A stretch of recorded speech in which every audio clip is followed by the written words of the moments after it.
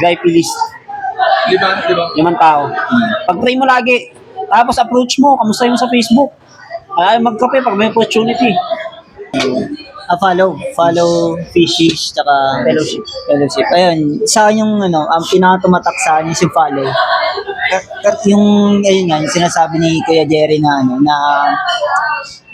binibigay tayo ni Jesus Christ ng needs natin. Pero once na sinabi ni Jesus Christ na na to follow me, sundin ako, no question asked. Kumbaga, follow agad. Sa buhay mo ngayon, saan mo na sinunod si God? Meron circumstances ngayon sa buhay ko na sinunod ko si God. Last week, nagpray ako kay God, tapos nag-aasin ako ng question kung ano ba yung magiging sagot. Tapos inask ko si Kuya Jerry. Ang prayer ko pala, kung ano man yung sabihin ng group leader ko, yun yung susundin ko. Tapos nung tinanong ko kay Kuya Jerry ko ano yung dapat kong gawin, ayun, sinunod ko yung sinabi. Hindi ko naman sinabing himalayan mo. Inisip mo pa ako. Hindi, pero nandun kasi yung point na Pinakita ko na yung view. ayun, sabi ni Kuya Jerry sa na kung wala ka ng peace, kung wala ka ng peace din sa relationship, let go mo na. Baka mamaya kasi, hindi siya yung sinasabi nating blessing, minsan na natin naisip natin na akala natin blessing. Yun. So parang ngayong idea is nagiging idolatry natin yung someone. Imbis na nag-glorify natin si Lord, na-idolize natin yung iba. Ganda doon, boy. Ikaw. Follow Jesus. Sa akin naman sa fellowship with one another. Ganun. Nagustuhan ko 'yon kasi favorite ko kasi yung ni Cara David ang lahat ang mabigat ay gumagaan kapag marami ang pumapasan. Yung ganun. Ano? Lahat ng mabigat ay gumagaan kapag marami ang pumapasan. Ganda doon? No? Yung ganun. Na-remind ako. Kasi yung yung isang victory group member ko, estudyante siya, senior high. Na siya ngayon, parang nag-open up siya sa akin na may gusto siyang ligawan na babae. So yung... Yan taon? Pa lang yun, bata, 17 pa lang ata. 16, ganun. So yung thinking, yung sinful thinking ko nun, ayun na naman, sabi ko, parang kakasabi ko lang, remind ko lang, parang dyan na naman. Tapos ganun.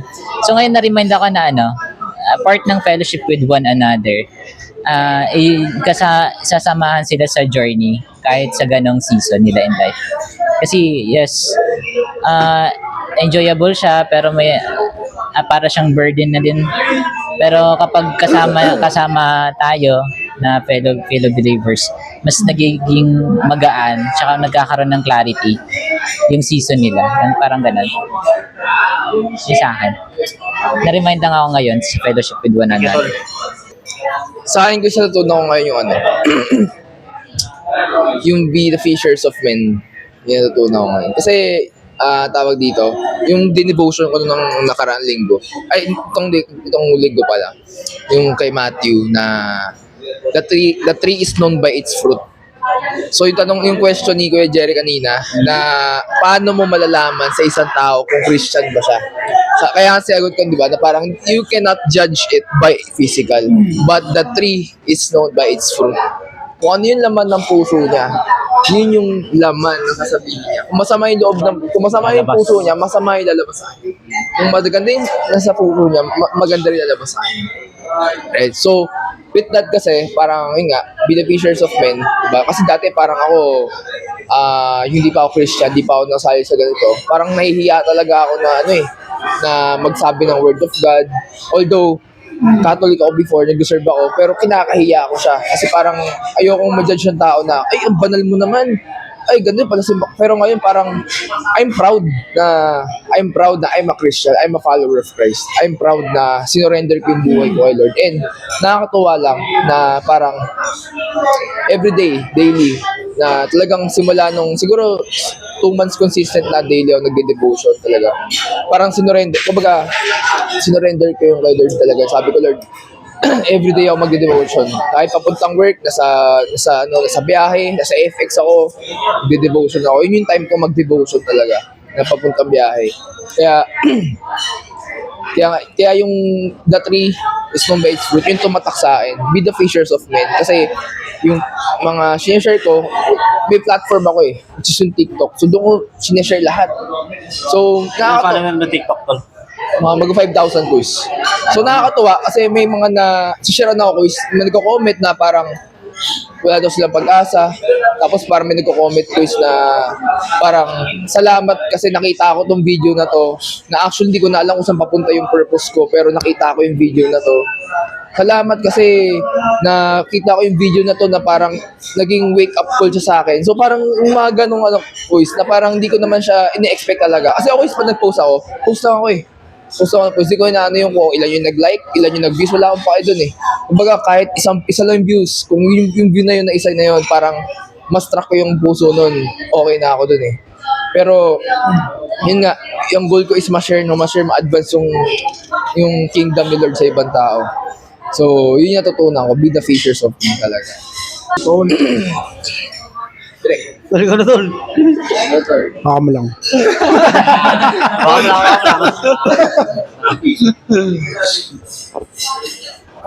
Ako ang pinaka tumatak sa akin is parehas kami ni CJ. Yung sinabi ni Jesus, it is an invitation that come, follow me, and I will make you fishers of men.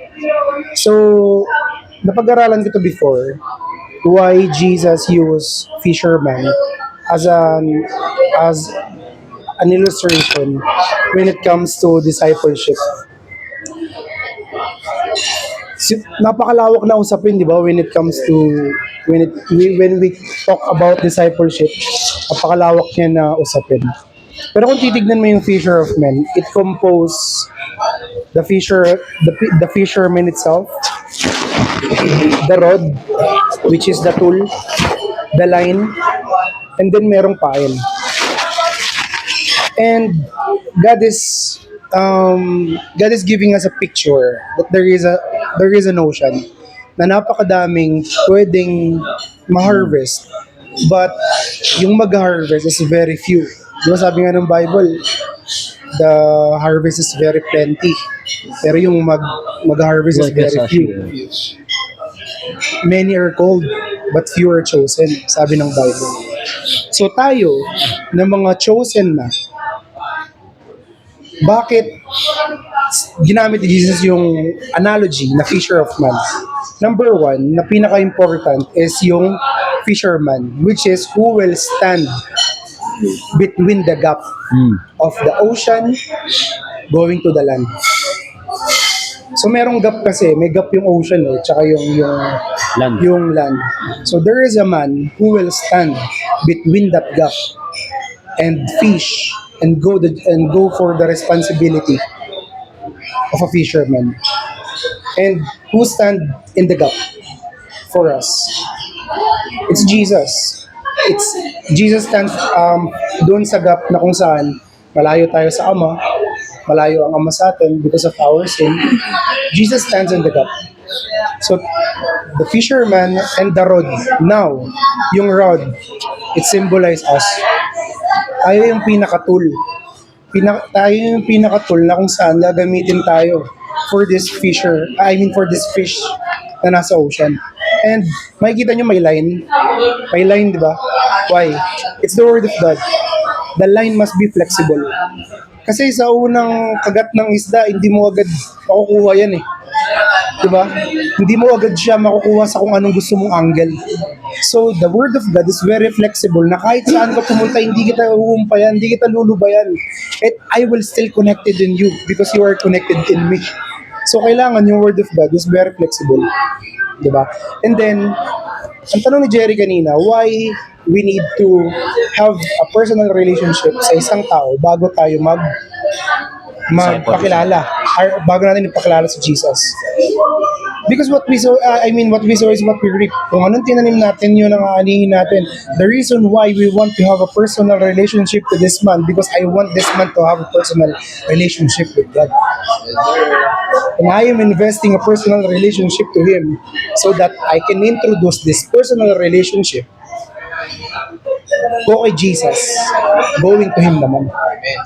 Diba? My personal relationship. Yung ba yun? Yung ba yun? Hindi, yung ba yun? Lipat mo yung camera doon. When we... Isa pa yun sa kailangan nating i-consider yung... Kailangan mong maintindihan na, brother, let's get bloody, di ba? Kasi ang Bible lang sinasabi, yung katabi mo yung kasama mo sa pananampalataya, pag may maling ginagawa yan, sawayin mo ng may bagsik. Di ba? Yung Bible intentional, sawayin mo ng may bagsik. Pagpapapaluin mo. Pero hindi, di ba?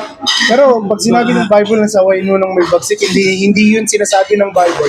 Or hindi yun sinusulat ng author na sawayin mo ng may bagsik. Hindi ganun yun. Kapag sinabi ng Bible na sawayin mo ng may bagsik, talaga it's straight to the point. Which is, yun yung tinatawag na open rebuke is better than secret love. Boy, yung kabading mo. Yung kabading mo. Sawayin kita ng may bagsik, be. Ano, be? Hindi ka may kinig, be. Diba? So, the Bible is very intentional.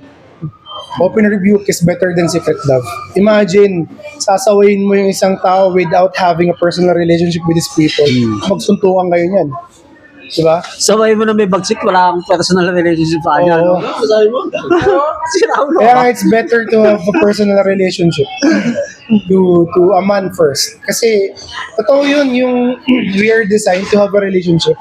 Kahit yung pinakamasamang tao sa mundo, kahit yung pinakamasama na nakakulong ngayon, they're Naglalong also na kaya, seeking or longing for a relationship with other. They also have wanting a companionship. Kasi our body is designed talaga because that is our identity. So when it comes to discipleship, gusto ko lang i-share yung analogy na yun na why fisher of men yung ginamit ni Jesus. Sa akin lang naman yun. Kasi parang one time na share ko to sa mga disciple ko na kailangan may tatayo. At yung tatayo na to is never kang bibitawan at kailangan reliable to. Na kahit gaano kalaki yung isda na mabibingwit nito, he is capable to hold the line or to hold tawag dito yung instrument na ginamit. Sino yung instrument na gagamitin? Tayo yung hawak-hawak ni God. At huwag kang matakot mag-disciple. Huwag kang mahiyang mag-disciple. Why? Because God is backing you up. Diba? And then, ano yung magko-connect from the ocean to the fish at magko-connect from us, from the fish, from us and from God. Ano yung magko-connect na yun? Which is the Word of God. Pakita mo, kapag kumagat yung isda dyan, the Word of God still connected in you and you are connected to the fish and we are connected to God. Diba? At ano yung bait? Kasi may bait diba? May pinapain yan Pain ka ngayon. Ano yung ipapain natin ngayon sa tao? Yun yung relationship natin. We are offering our relationship to other people. At kapag kumagat sila doon sa relationship, hindi natin to pinapakagat lang sila dahil pain lang. Hindi. Pinapakagat talaga natin sila for them to understand. Hindi lang siya basta pain. Kasi pag sinabi mong pain, okay ka na, huli na kita. Di ba? Ganon. Disciple chicks sa akin ngayon. Di ba? Ngayon, yun yung pinaka-pain. Pagka naramdaman ni CJ yung brotherhood, hindi to bibitaw. Together with the Word of God. Diba?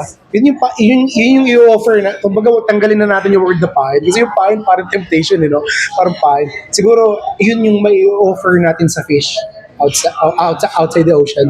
Diba? And wag natin i-fish yung mga nasa loob na ng shell. Huwag na tayo mag-fish sa ibang church. Ang dami dyan, yung mga nagkalat na tao.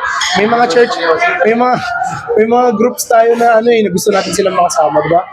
Di ba dito namin?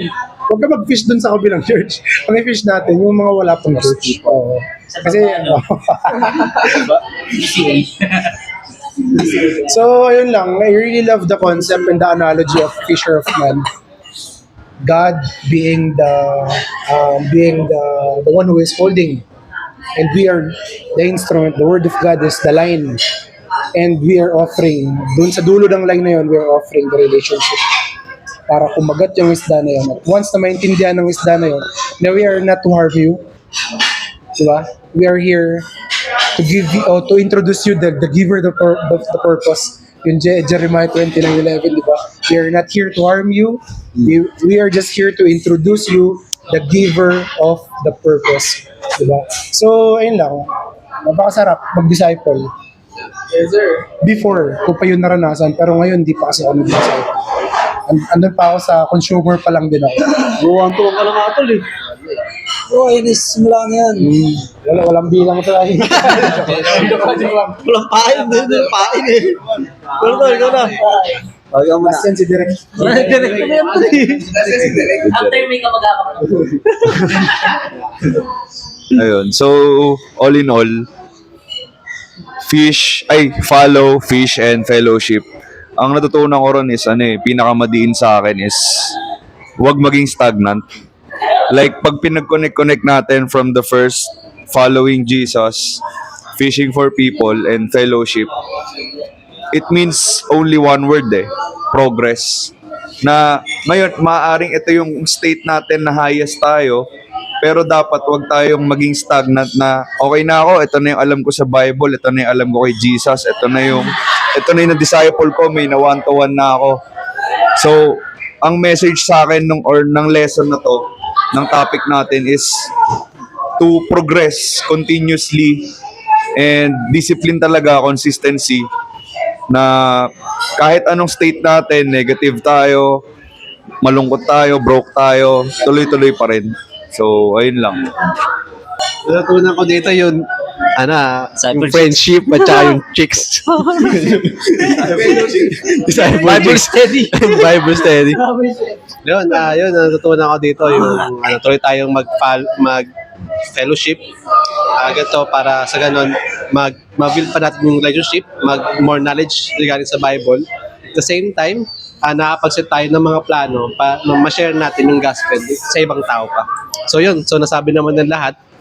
So yun ang nagdagdag ko na continue lang tayo to follow Jesus Christ and obey His word and continue to fish. Patuloy tayo mamingwit ng mga tao. So yun lang. Thank you tol. Sa akin tol, sa akin ganun din. Fish for people. Kasi dati, parang isa sa mga pinaka-struggle ko yan. Parang wala akong compassion sa lost people. Parang okay na ako, nag-serve naman ako sa church. Nag-ano naman ako. Pero parang ngayon yung naging problem ko. Na, Lord, bigyan mo naman ako ng ay lagi yung prayer dati, bigyan mo naman ako ng burden. Bigyan mo ako ng sense of urgency to preach the gospel. Kaya nga, every time na nakakarinig ako ng mga testimonies, ng mga stories na example, sumasakay lang sila ng Grab, grabe yung lakas ng loob nila para share ng, alam mo yung ganon? Yung sense of urgency talaga na share ng gospel yung driver, yung mga taong nakasama. Hindi naman yung ilumulod. Parang sabi ko, gusto ko ng ganong klaseng puso na kahit na sinong taong makasalamuha ko, parang nga, nandun ako to listen, to engage, and then to help ako to share the gospel to them. Ako yun, parang minsan nawawala sa akin yung ganong klaseng heart na, yung compassionate heart. Na gusto kong makita itong mga taon to as a sheep without the shepherd. Parang yun na kailangan nila ng tulong eh. Pero minsan, look, papahinga na lang ako, kailangan gusto magpahinga eh. Yung mga ganun. So ako, ayun din yung talaga, desire ko. Na Lord, bigyan mo pa ako ng sense of urgency burden sa mga lost people. Na makuha ko pa yung puso mo talaga. Kung paano mo sila tinitingnan, ganun ko rin sila tingnan. Ganun. So, ayun lang. Paul, remind ko assignment natin.